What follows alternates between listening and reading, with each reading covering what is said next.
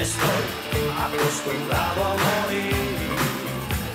Años después de su disolución, aún resuena una pregunta incómoda. ¿Cómo pudo una banda que simbolizaba la modernidad y la rebeldía de toda una generación acabar consumida por conflictos internos? Radio Futura no fue solo un grupo musical. Fue el latido mismo de la movida madrileña. El sonido que convirtió la transición española en una revolución cultural, pero detrás de los himnos, los conciertos abarrotados y la estética vanguardista, se gestaba una tormenta. Las discusiones entre sus miembros crecieron en intensidad. La visión artística que los había llevado a lo más alto se convirtió en un campo de batalla. Cada acorde, cada decisión, se transformaba en motivo de disputa. El público aplaudía su genialidad, mientras ellos, puertas adentro, se desgarraban entre egos y sueños enfrentados. La noche en que Radio Futura anunció su separación fue un mazazo para millones de seguidores. España entera se preguntaba, ¿cómo podía terminar así la historia de la banda que había definido una época? Era inevitable que la innovación y la rebeldía se autodestruyeran en el fuego de su propia intensidad. Hoy conocerás la verdad completa. A finales de los años 70, España despertaba de un largo letargo. El franquismo había terminado, y el país vivía una transición convulsa, cargada de incertidumbre, pero también de una energía juvenil que exigía libertad. En las calles de Madrid comenzaba a gestarse un movimiento cultural que acabaría conociéndose como la movida madrileña. Allí, entre bares oscuros, fanzines improvisados y guitarras desafinadas, nacería la historia de Radio Futura. Los hermanos Santiago y Luis Auserón crecieron en un hogar madrileño donde la curiosidad intelectual marcaba el ritmo cotidiano. Santiago, apasionado por la filosofía y la literatura, encontraba en la música anglosajona un vehículo para expresar ideas que la España oficial nunca habría permitido. Luis, en cambio, tenía un carácter más introspectivo, una inclinación por la experimentación sonora que acabaría siendo fundamental en la identidad del grupo. Ambos compartían una certeza: el rock en castellano debía reinventarse. En sus primeros ensayos se unieron a Enrique Sierra, guitarrista de gran talento que había pasado por Caca, Deluxe, una de las formaciones pioneras de la movida. La química entre ellos fue inmediata.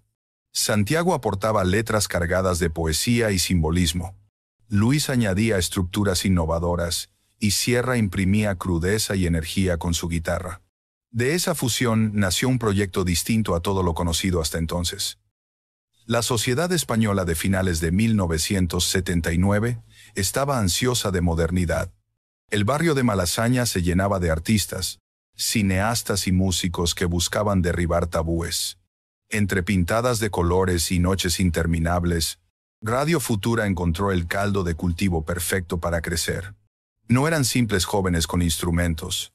Eran los portavoces de una generación que se negaba a vivir con miedo.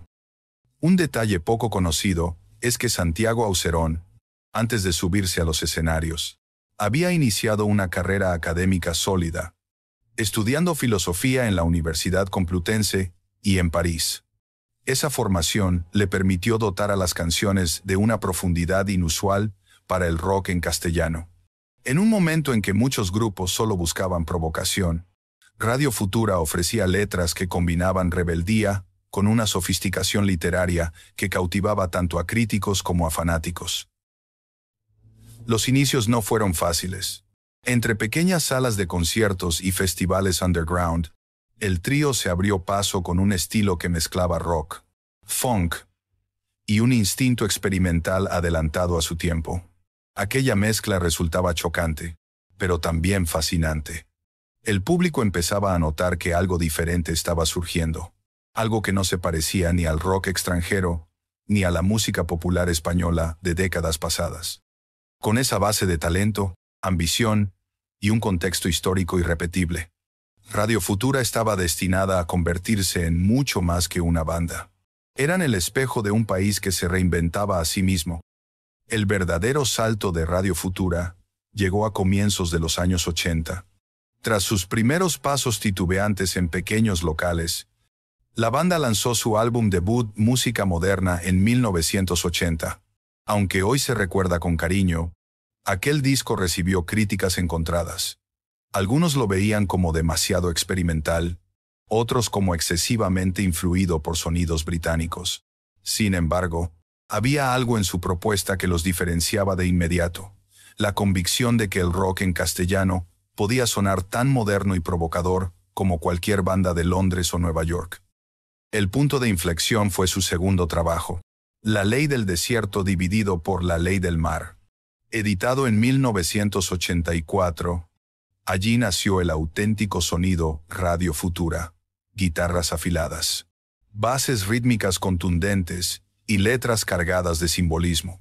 Canciones como Escuela de Calor se convirtieron en himnos generacionales.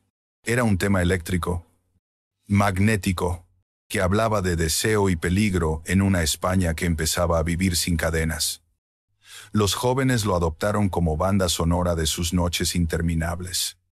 El reconocimiento fue inmediato. Radio Futura comenzó a llenar salas y teatros en todo el país. En televisión, sus apariciones generaban expectación, y la prensa musical hablaba de ellos como la vanguardia de la movida. Lo que en sus inicios había sido una aventura de tres amigos, se transformaba en un fenómeno cultural.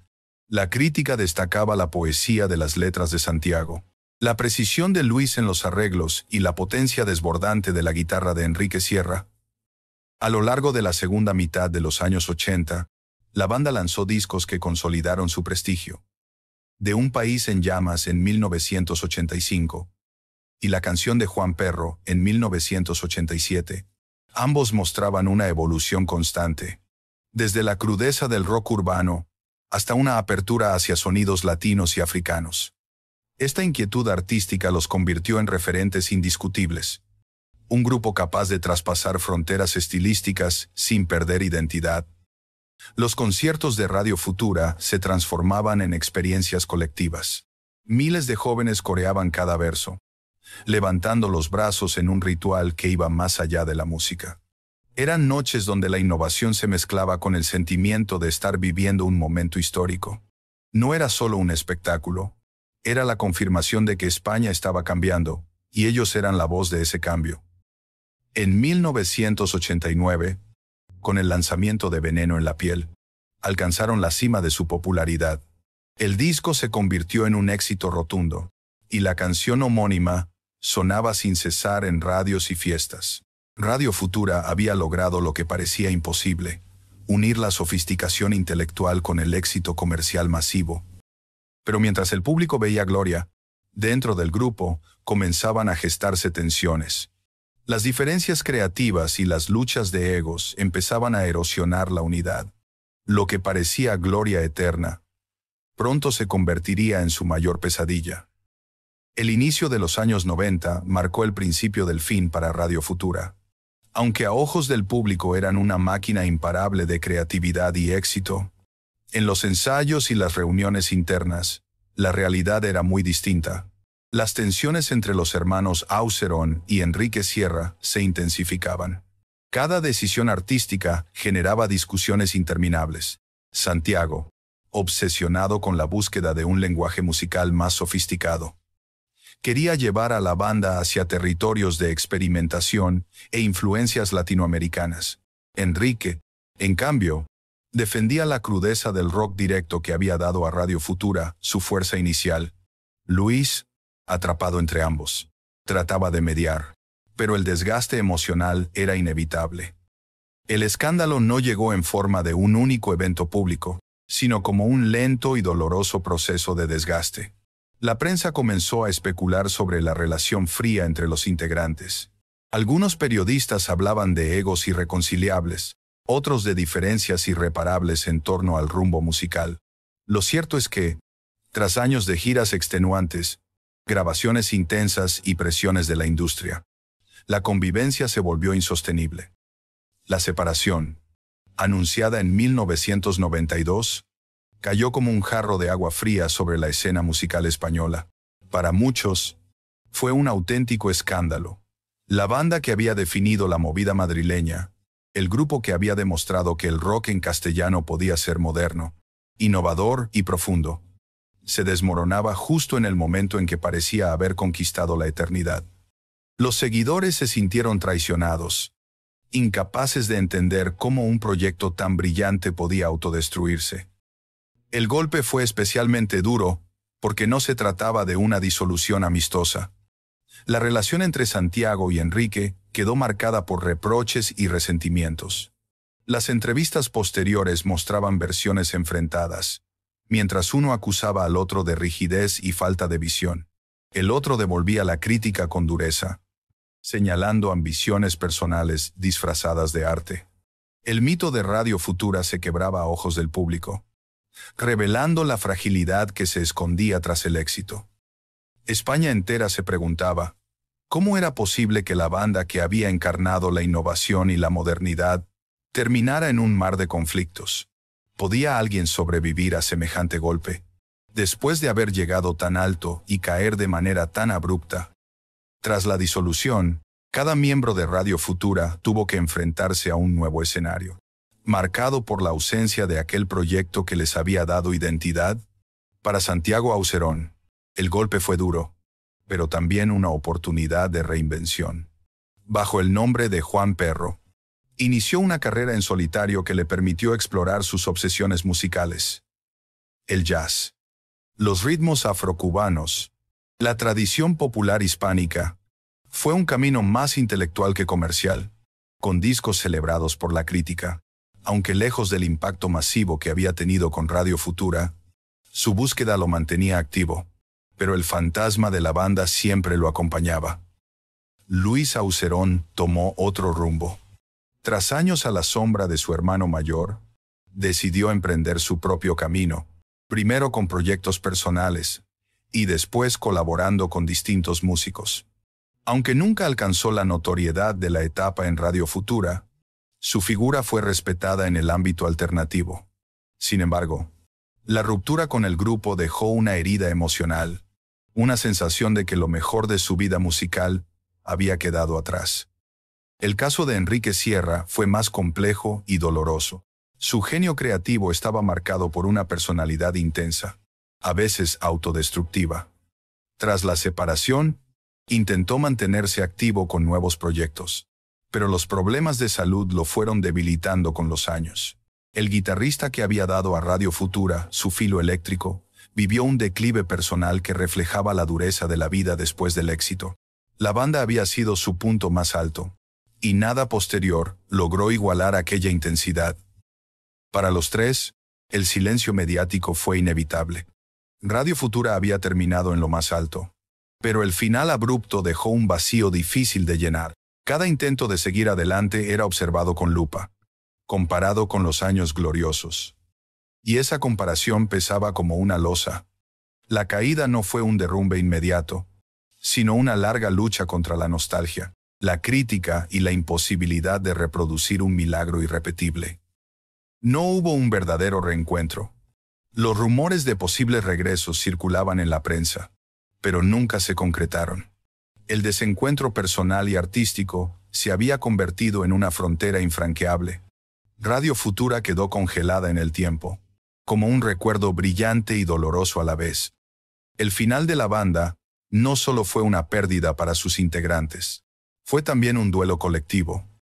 Los fans, que habían encontrado en sus canciones un espejo de modernidad y rebeldía, tuvieron que aceptar que aquella historia no tendría segunda parte. Para muchos, fue como si una parte de la juventud española se hubiera apagado junto con ellos. Radio Futura dejó de existir como banda en 1992, pero su eco ha seguido sonando durante décadas. Su legado no puede medirse únicamente en discos vendidos o en conciertos abarrotados. Lo que transformaron fue la manera en que España entendía la música popular. Hasta su llegada, el rock en castellano parecía condenado a la imitación o a la simple provocación. Con ellos, se convirtió en un lenguaje propio, cargado de poesía, modernidad y rebeldía. Sus letras, escritas por Santiago Auserón, siguen siendo objeto de estudio en universidades y foros culturales. Canciones como Escuela de Calor, Enamorado de la moda juvenil o Veneno en la piel no solo fueron éxitos, sino auténticos retratos de una época. Lograron capturar el pulso de una generación que había crecido entre la represión y la libertad recién conquistada. Cada verso, cada acorde, se convirtió en memoria colectiva. Artistas posteriores, desde el indie español de los 90 hasta bandas más recientes, han reconocido la influencia directa de Radio Futura. Su manera de fusionar géneros, de mezclar rock con funk, con ritmos latinos o con guiños africanos, abrió un camino que otros pudieron recorrer con naturalidad. Grupos como Los Planetas o Vetusta Morla encontraron en Radio Futura un modelo de cómo hacer música innovadora en castellano sin perder autenticidad. El recuerdo de Enrique Sierra, fallecido en 2012, añade una dimensión trágica al mito. Para muchos, su guitarra fue el corazón eléctrico de la banda. Su ausencia convirtió el legado de Radio Futura en algo todavía más sagrado. Una huella imposible de repetir. Cada homenaje, cada artículo, cada programa de televisión que recuerda su figura, reafirma la importancia de lo que construyeron juntos. Los fans mantienen viva la memoria con una pasión inquebrantable. En conciertos tributo, en foros de internet o en bares donde aún suenan sus himnos, se respira la sensación de que Radio Futura no fue una moda pasajera. Fue un símbolo de modernidad en un país que acababa de abrir los ojos al mundo. Una prueba de que España podía crear música universal, sin complejos y con identidad propia. Hoy, cuando se habla de la movida madrileña, su nombre aparece siempre en primer plano, porque no fueron un grupo más. Fueron la banda que definió la época. Radio Futura no solo hizo canciones, construyó un imaginario cultural que sigue marcando a generaciones enteras.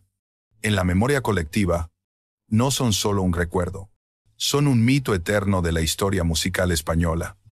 Radio Futura no fue una banda cualquiera. Su historia encierra la chispa de una generación que quiso romper cadenas y reinventar un país. Desde las primeras notas de Escuela de Calor hasta el último eco de Veneno en la piel, su música acompañó a una España que pasaba del silencio a la libertad, de la oscuridad a la modernidad. Su final abrupto, marcado por conflictos y desencuentros, no borró su grandeza, al contrario, convirtió su mito en algo eterno. Hoy, cuando alguien pregunta ¿qué fue la movida madrileña?, basta con pronunciar 2 palabras para entenderlo todo. Radio Futura. No fueron una estrella fugaz. Fueron un mito eterno en la memoria de España. Y si quieres descubrir otra historia igual de sorprendente, mira ahora el video que te dejamos en el primer comentario.